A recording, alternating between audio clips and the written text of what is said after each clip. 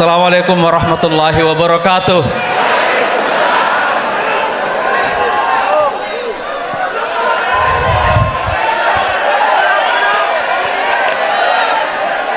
Ini terlalu bergelora Pak Prabowo ini.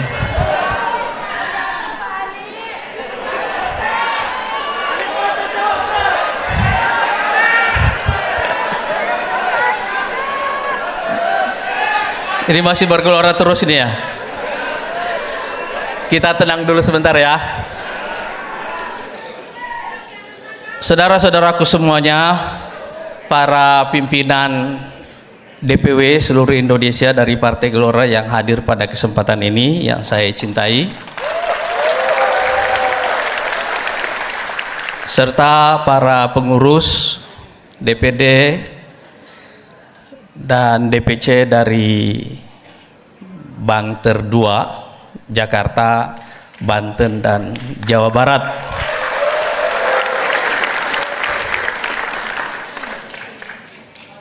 Dan tentu saja tamu-tamu kita yang terhormat, dan secara khusus calon presiden kita Bapak Haji Prabowo Subianto.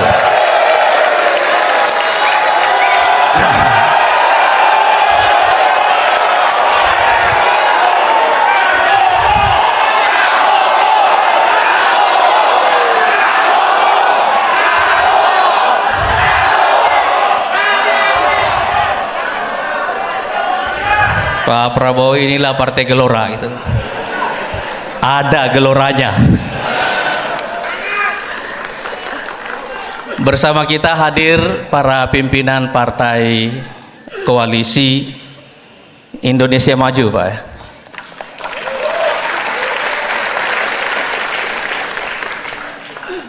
Ada Dr.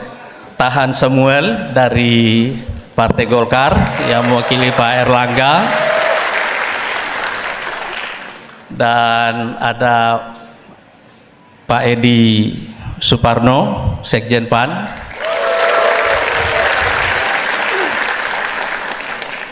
dan ada Profesor Yusril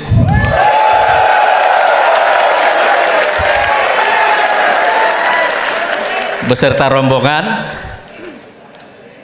dan juga ada teman-teman dari PSI, ada Mas Dede, Mbak Sheryl,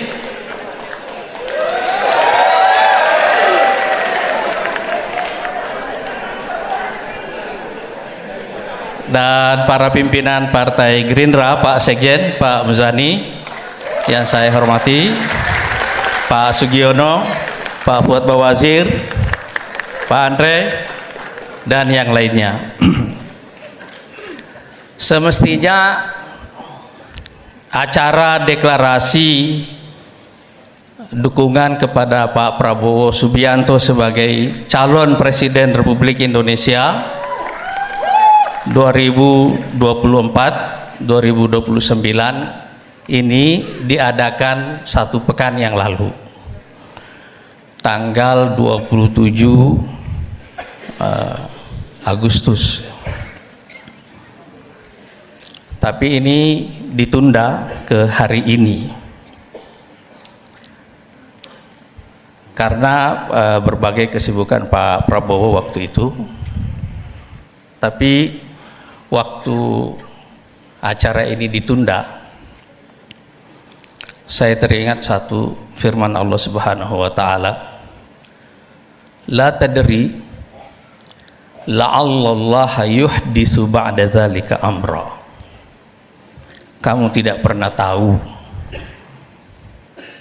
mungkin Allah akan menciptakan suatu peristiwa setelah itu.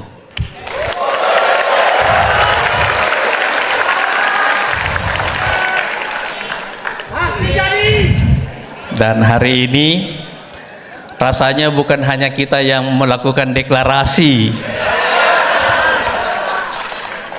Hari ini akan ada kemungkinan besar akan ada 2 deklarasi.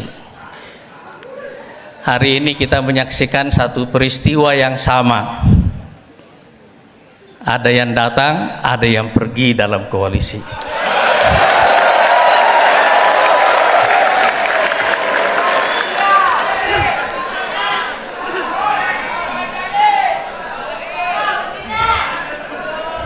Tapi saya ingin mengatakan ke Pak Prabowo dan teman-teman partai koalisi lainnya, mudah-mudahan yang baru saja datang ini adalah sekutu yang bisa dipercaya dan bisa diandalkan.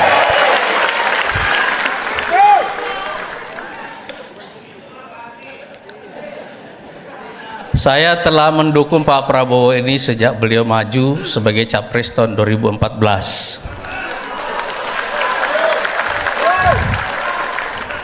Lalu 2019.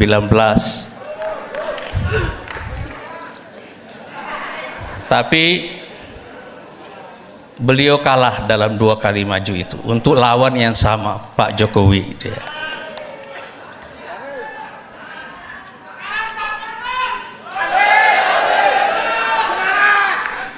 Waktu beliau kalah tahun 2019 yang lalu,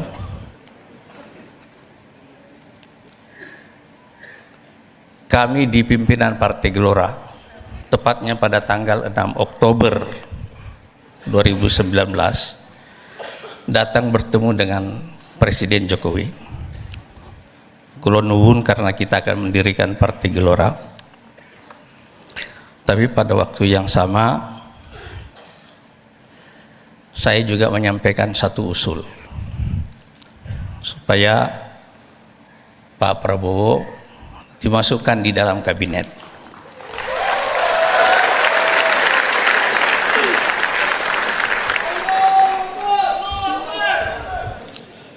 Saya bilang, Pak, ini periode kedua Bapak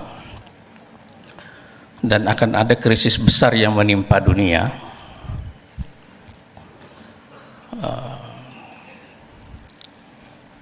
Saatnya Bapak menjadi pemersatu bangsa. Kita lupakan yang sudah lalu. Elit Indonesia harus disatukan. Kalau Bapak bisa merangkul Pak Prabowo, Bapak akan menjadi Bapak bangsa.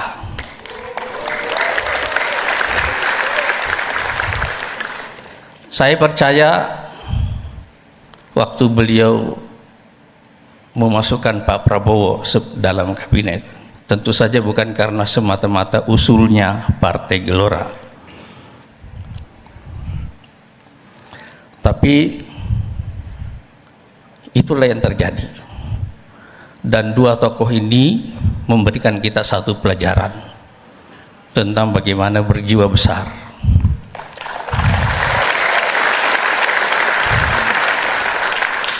Kerendahan hati. Dan itu yang saya lihat dari Pak Prabowo. Beliau sampai pada titik kerendahan hati untuk mau belajar dari lawannya yang telah mengalahkannya. Itulah jiwa besar, itulah kerendahan hati, itulah kearifan, itulah pemimpin.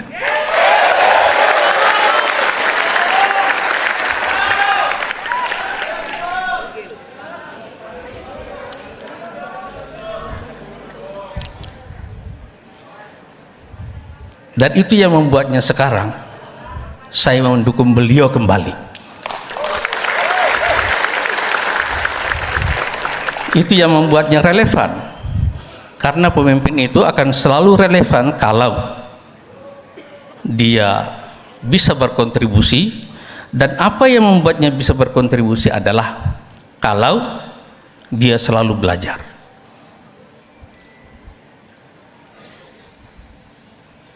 Momentum seorang pemimpin menjadi pembelajar itu adalah momentum di mana dia menegaskan bahwa dia akan selamanya relevan bagi bangsanya.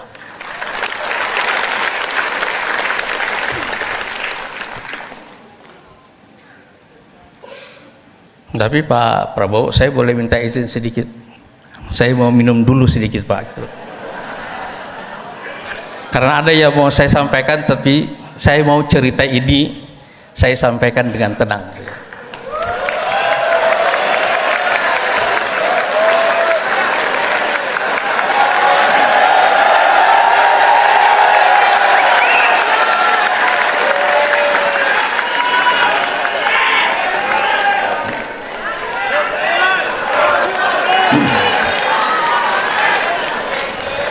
Saya jadi haus Pak gitu. Cerita Pak Prabowo bersama Pak Jokowi ini mengingatkan saya cerita tentang seorang pemimpin besar dalam sejarah Islam yang nanti menjadi kakek moyang dari Ottoman Empire, namanya Alep Arslan. Alep Arslan ini adalah seorang pemimpin dan juga militer yang mencatat sejarah kemenangan militer yang luar biasa banyaknya. Tapi di akhir hidupnya beliau meninggal di tangan tawanannya sendiri. Orang yang sudah ditawan sama dia memprovokasi Alep Arslan dan mengatakan, kamu pengecut, kamu mengalahkan saya dengan pasukanmu, tapi kalau kamu berani, ayo kita duel. Alep Arslan berdiri dan terprovokasi dengan itu. Lalu beliau mendekati orang ini, namanya Yusuf Al-Khawarizmi. Lalu tiba-tiba orang ini menikamnya, karena ternyata walaupun dirantai tapi dia bawa pisau. 4 hari kemudian Alep Arslan meninggal. Sebelum meninggal, beliau bertanya kepada dirinya sendiri, kenapa bisa dia dibunuh oleh tawanannya?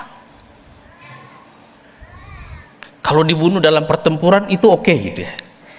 Tapi dibunuh oleh tawanannya sendiri, kenapa bisa? Kenapa bisa gitu? Itu yang dia tanyakan itu. Jadi beliau merenung dan sampai pada kesimpulan begini. Sebabnya adalah menurut beliau, ini pengakuannya sebelum wafat, setelah begitu banyak kemenangan, beliau mengumpulkan pasukannya di Samarkand, sekarang Uzbekistan. Dan pasukannya itu saking besarnya, saking banyaknya, dia tidak bisa lihat ujungnya. Tiba-tiba di dalam hati, dia tidak bicara. Waktu dia berdiri di depan pasukannya itu, dia tidak bicara. Tetapi tiba-tiba muncul, terbersit dalam hatinya pikiran. Kira-kira siapa lagi yang bisa mengalahkan saya gitu loh.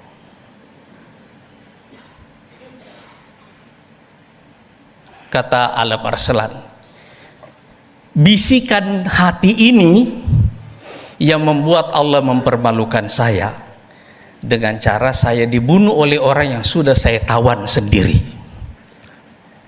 Jadi beliau mengatakan untuk itu saya beristighfar kepada Allah gitu.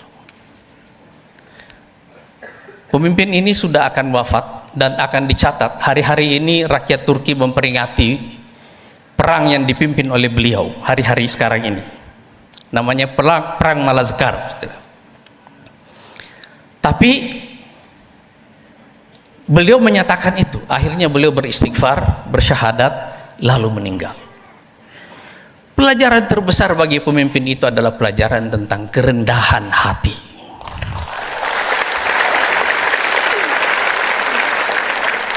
Pak Prabowo adalah orang yang kuat. Tapi sekarang saya mengenalnya dengan nilai tambahan baru dalam kepribadian beliau, yaitu orang kuat yang rendah hati.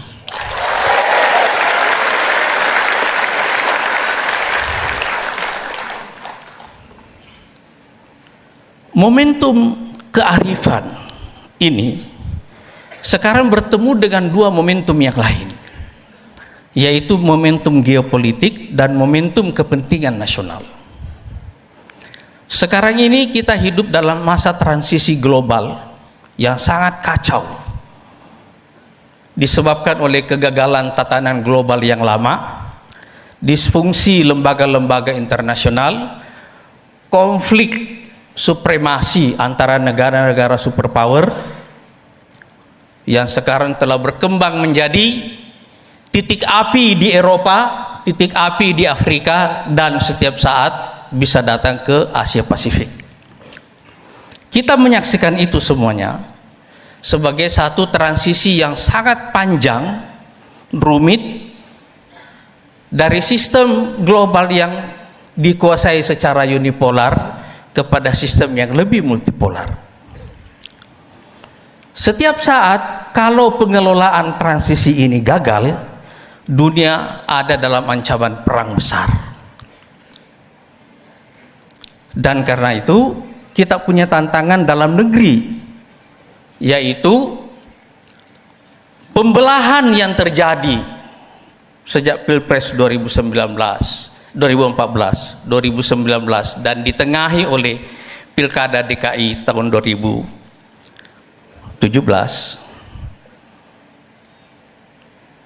Kita menghadapi persoalan ini, persoalan pembelahan di dalam masyarakat kita, dan setiap saat apabila ada krisis ekonomi dan ada pemain global yang masuk, ancaman terbesar Indonesia adalah disintegrasi. Jadi momentum kepentingan nasional untuk menyatukan bangsa, supaya kita bisa dinavigasi melewati transisi geopolitik yang sangat kacau ini, bertemu dengan masa pembelajaran pribadi Pak Prabowo sebagai seorang pemimpin yang kuat dan rendah hati. Jadi saya ingin menyebut beliau sebagai man of the moment.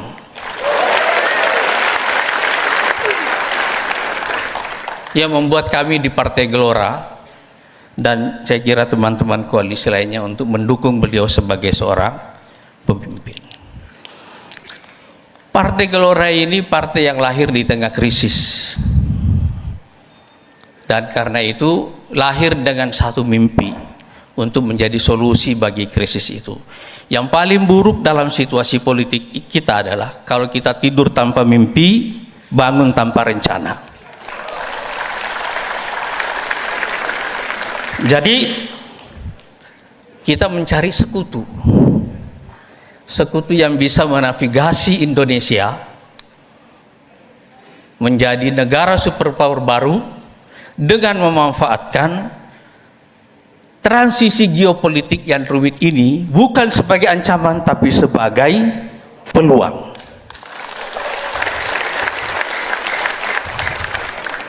Dan itu sebabnya sekali lagi kami merasa bahwa deklarasi ini adalah perjodohan.